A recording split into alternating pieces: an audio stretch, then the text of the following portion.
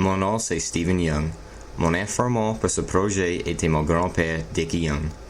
J'ai parlé avec lui le 5 avril 2010 chez lui à Mamou, Louisiane.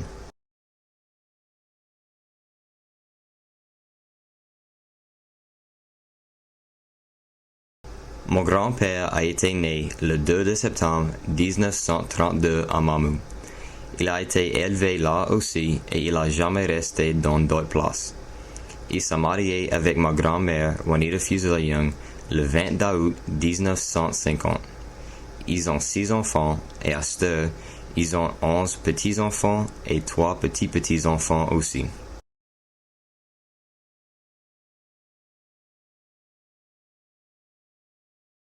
Mon grand-père a été jusqu'à le 2e livre à l'école. Il n'a pas été au collège, mais il a été au Teachers Trade School aux Opelousas, Louisiane. Son travail était beaucoup de choses. Il avait une shop de travail pour les camions et les TV et la fourniture, et il avait un laveur de chars. Aujourd'hui, il est à la retraite.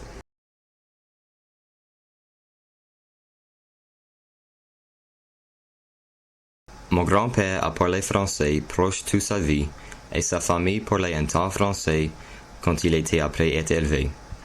Il n'a pas étudié le français à l'école, mais il a attendu le français à l'église. Aujourd'hui, il parle français tous les jours avec ses amis et des fois avec sa femme. Mon grand-père m'a parlé des boucheries qu'il faisait quand il était jeune.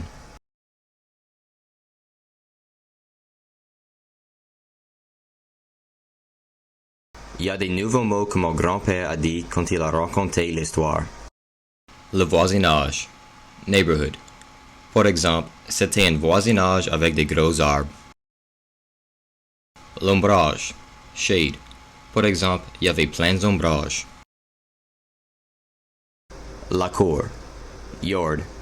Par exemple, ils avaient ça dans la cour à la maison. Le restant, leftover. Par exemple, il y avait des restants qui restaient. La bétail, animal. Par exemple, la bétail était tuée. Un petit gamin, a little boy. Par exemple, j'allais quand j'étais un petit gamin. Le flambeau, pommel, of a saddle. Par exemple, je l'amarrais au flambeau. Sleigh, to saddle. Par exemple, il slay le cheval pour moi. Figé, hardened. Par exemple, ça a attrapé la graisse qui était figée. L'agrément, fun. Par exemple, on a eu plein d'agréments.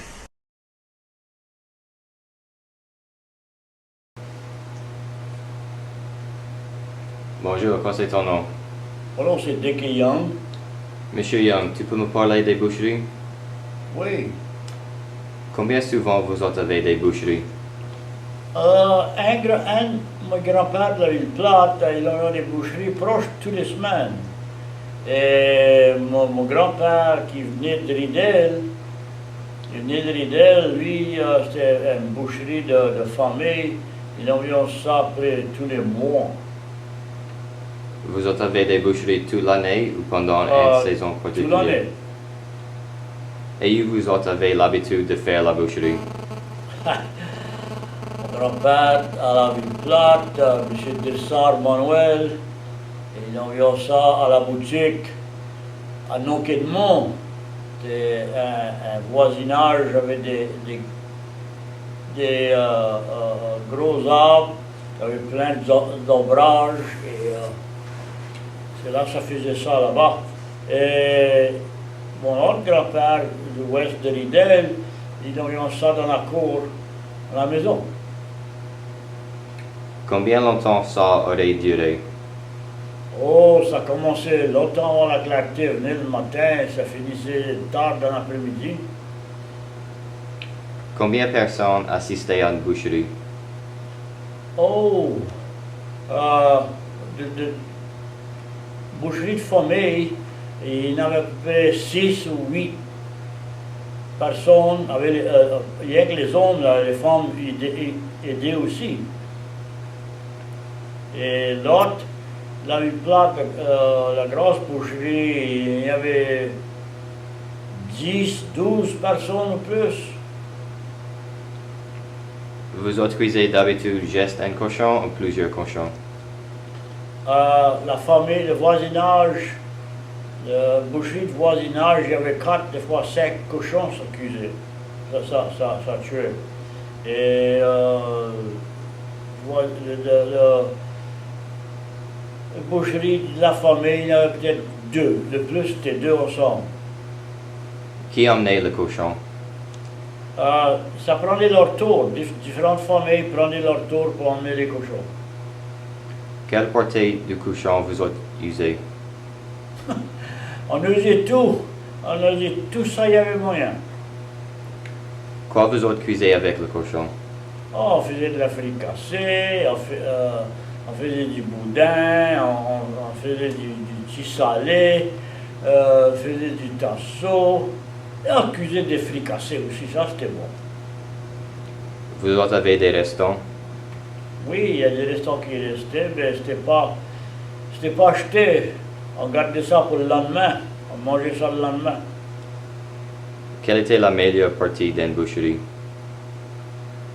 Oh, c'était se joindre avec d'autres amis et d'autres familles et parler et on s'aider à faire toutes sortes d'affaires de la semaine quand on avait besoin de l'aide et on était tous ensemble, gros voisinage qui s'aidait.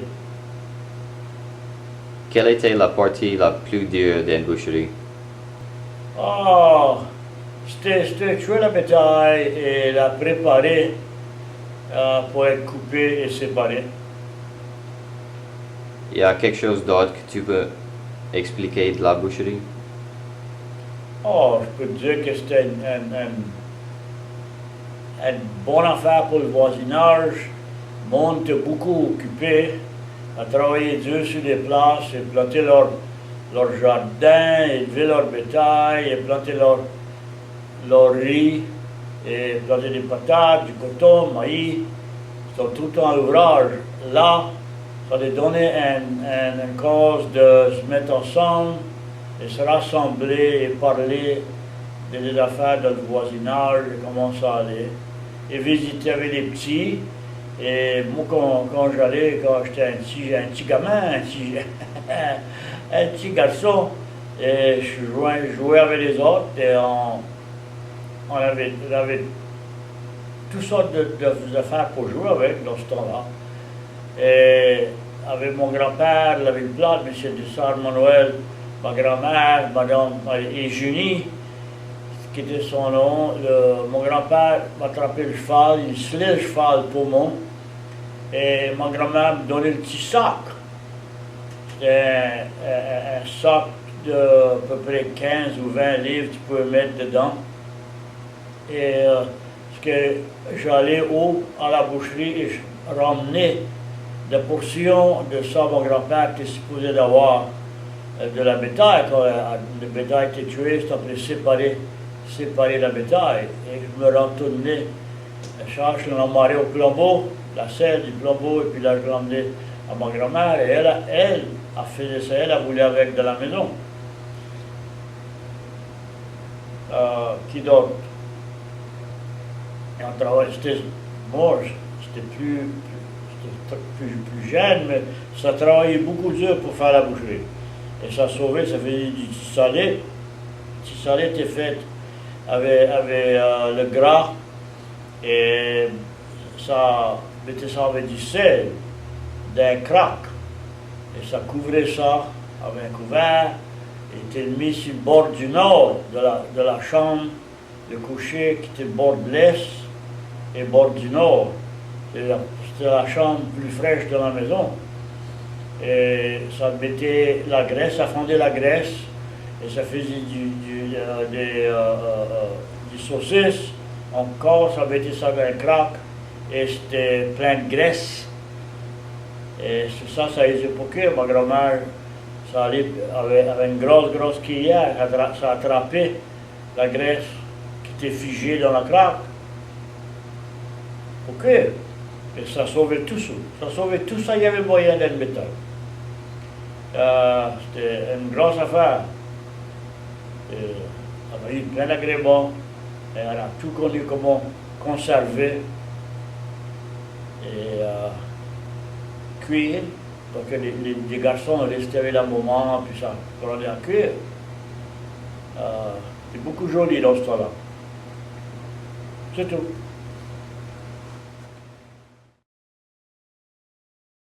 J'aime beaucoup parler avec mon grand-père. Il a toujours des histoires très intéressantes et j'ai eu de l'agrément à les écouter en français.